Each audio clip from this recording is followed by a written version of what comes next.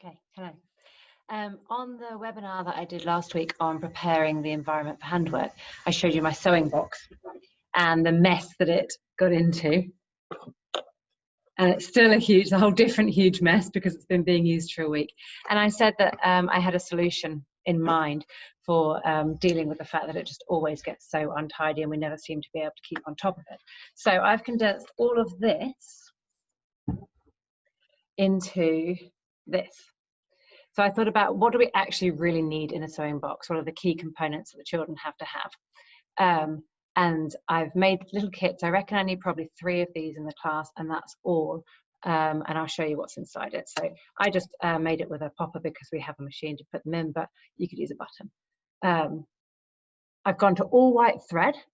So if you're doing embroidery, then you'll still need different color threads on those little plastic spools in the rainbow box I showed in the webinar.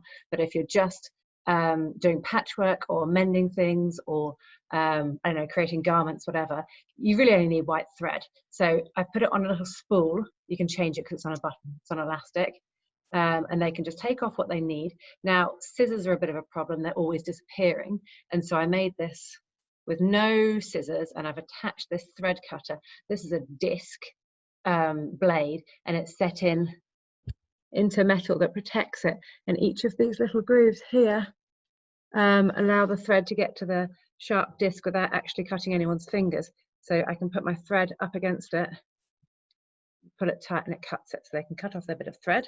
And I've made it near to the top so they can flip it around and use it to cut on their project as well. Got a little pin cushion here with just 3 needles in, 3 or 4's enough, and that way children can share it. And an unpicker, because I've got no scissors in there. If they make a mistake, they need to be able to unpick it. And I think it's good to have an unpicker because it teaches them that it's a necessary part of sewing.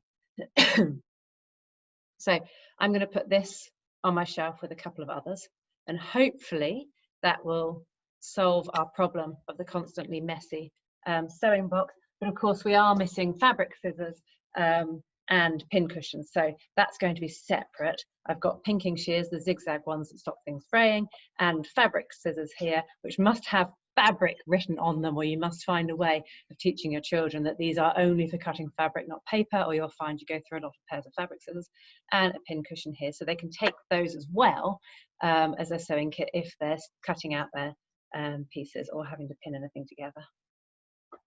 Hope that helps. Feel free to give it a try and let me know how yours goes, or if you've got another solution for keeping the sewing box tidy, I would love to hear it.